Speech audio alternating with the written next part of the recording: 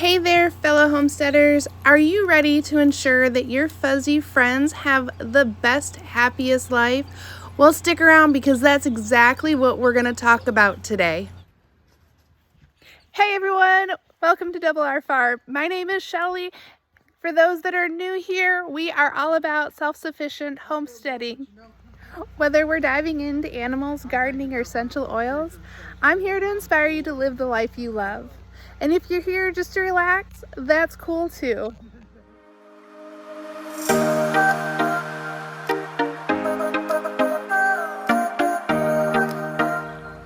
Hey everyone, my name is Shelly.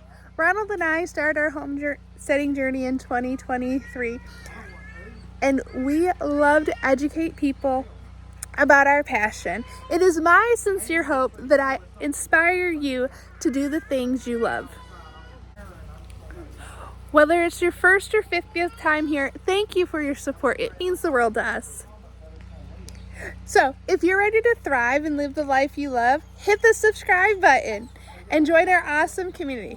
Now, let's jump into today's topic, caring for rabbits. The first thing that you want to consider when you are going to raise rabbits, whether they be meat rabbits or pet rabbits, is you're going to want to consider what kind of cage that you want and what the intended purpose for that cage is. Typically, you will find commercial cages are 30 by 30 by 18 high, and that is big enough to hold a mom and her litter. You can put a buck in there when it's time for you to breed them. And with a 30 by 30 cage, you can stack them 3 tall, and that will give you more area to have more rabbits. In my case, it was very important for me to be able to come in and hang out with my rabbits because they are really part of the family. They do serve a purpose for us. We breed them, we sell their babies, we eat some of the babies, but I also want to be able to touch and play with our rabbits. So Ronald built my cage so that I can sit in here with the rabbits. And I do sit in here. These guys are pretty used to me coming in, hanging out for a while. Another super important feature of any rabbit enclosure is going to be a hut of some sort. Or are they going to be able to burrow underground to hide, to nest, that type of stuff? So we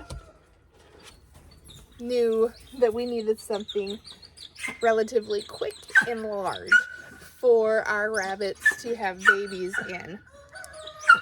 So we just took a Rubbermaid or any type of tote, and we cut a hole in it, and we put the top on it. And this is a great hut for Spot to give birth in. She's had 1, 2, 3. This is her 4th litter this year, and they've all been born right in here. So these babies I'm going to show you here in a minute, they are almost 2 weeks old. They'll be today's Saturday. So they're about 11 days old, and I'll show you. They're the cutest little things. Now, the good thing about my rabbits are Spot does not care that I'm in here. She does not care that I mess with her babies. And she is pretty mellow here. She doesn't like baths, so she's kind of dirty. So, we'll go see their babies.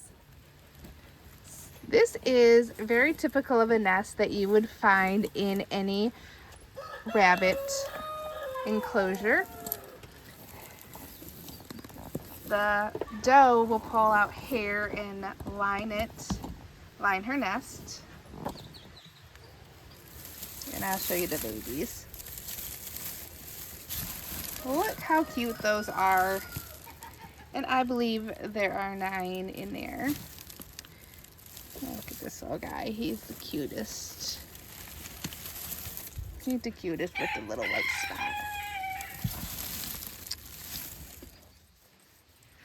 Another huge essential part of any rabbit enclosure is going to be what you feed them in and what you water them in. Rabbits need constant access to fresh water, and you can get the water bottles like I have that they have the little spout at the end. We fill them up once a day for them, and that seems to do great, and they are able to drink that. Or you can actually buy little crocks for them to drink out of, much like a dog would drink out of their water bowl. And then this is their food. So they are pretty messy eaters. I'm not 100% sure why they keep throwing their food. The babies are doing it as well.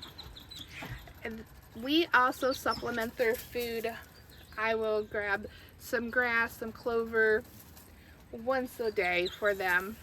And then I just make sure that this is full for them as well. And that is that. Meat rabbits and lactating does tend to drink lots and lots of water, so we actually do have 2 in here. The babies, they have a total of 4. The bucks, there's only 3 of my bucks over there, so they have 1, and then I have another set of rabbits, and they have 2. So water is hugely important for them. But this is very simple, very easy to do, and these are relatively inexpensive. One thing that people don't realize is that rabbits naturally do not like humans. I've never done anything wrong to these little guys, but yet it has taken me quite a long time to be able to hold them. People think that you should pick them up by their ears. Their ears are not supposed to be used to pick them up. So when I pick up my guys, I grab them just by the nape here, and I always put a hand under their legs because they don't like to be suspended in air. Another thing that you need to do is you do need to trim their nails, and they do have special fingernail trimmers for rabbits. And I will put a link in the description for them. It is recommended that you do groom your rabbits at least weekly, if not every couple of days, and that helps to get rid of any parasites that are lingering on their fur, like fleas and ticks. It also gets rid of the loose fur, like your dog. You know, rabbits do shed. Sorry, it was a weird sound. So, you know, you can find just a little cat brush at Walmart, Dollar General, Family Dollar, wherever store, and you just brush them. They'll like it. They will, excuse me, be a little skittish at first, but routine grooming, they will learn to love it, just like we all love our hairbrush. They're gonna love having their hairbrush. They're also gonna get accustomed to having their nails trimmed. The more time you spend with your rabbit, the calmer they're going to be when you do that routine grooming on them. You may choose to immunize your herd, and that is your choice and your choice alone. I'm not going to sway you one way or another. That's something that we don't do here at Double R Farm. And that's because we really are striving to live the natural life. So we do make sure that when we do enter new rabbits into our herd, that we do quarantine them for at least 14 to 28 days. These are the newest rabbits that we got. I've got 3 of them in there. Let me see if I can get all 3 of them. We bought them today. So these lovely are Rex and Giant Fleming. I'm super excited about that. So we will actually just keep the 3 of them together I have a 2 does and a buck in there, so that will be one breeding group, and then we have Vanilla and Spot, and that's another breeding group. So once everybody gets comfy, we should have lots of babies.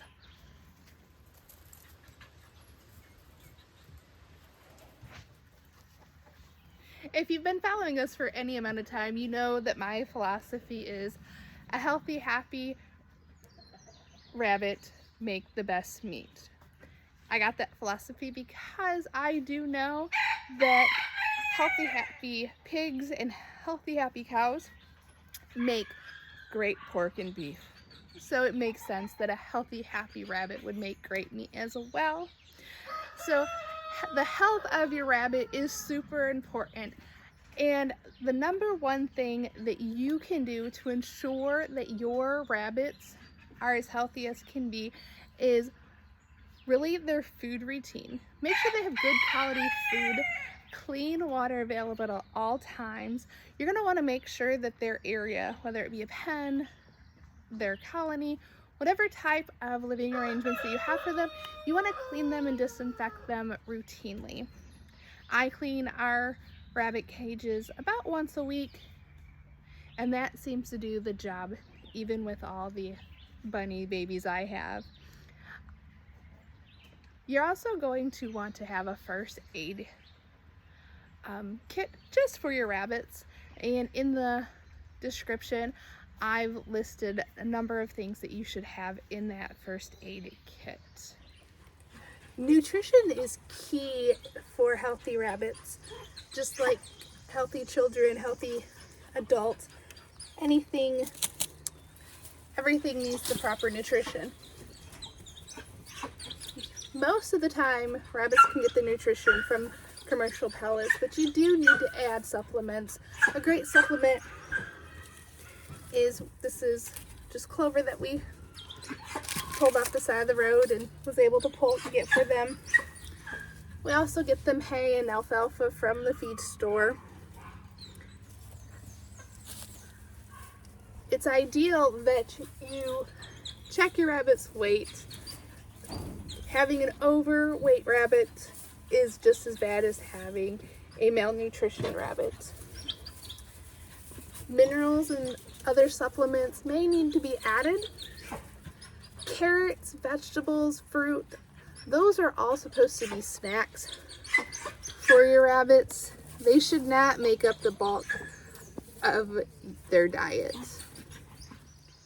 We do enjoy raising our rabbits as our pets because the ones that are going to be here the longest really are and truly our pets. I couldn't imagine living without having Vanilla and Spot, the original rabbits, right? And I've come to love their offspring as well.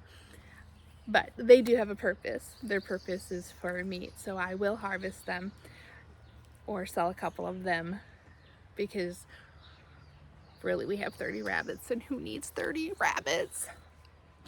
And the 3 new ones, they're gonna also produce more rabbits.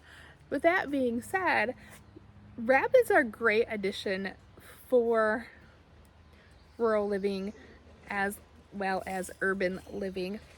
You can litter train a rabbit just like you litter train a cat. It just takes time and energy to do that. And the more time that you spend with your rabbit, the calmer and more lovey that they're gonna be towards you. It's taken me 4 months to get my oldest rabbits to let me love on them. Usually I could just go in there, grab the nape of their neck, pick them up, stick them in my arm, and they're great. But they're a little excited because they smell the new rabbits today. And I really would recommend, if you're thinking about getting any sort of animal and you live in an urban area, check out rabbits. They are really amazing. Rabbits are a great addition to any family, any homestead, whether it be for the purpose of providing you with a clean source of protein, or additional income. They are truly easy creatures to care for. They are a joy to watch grow and reproduce. They all have different personalities, so that is amazing as well.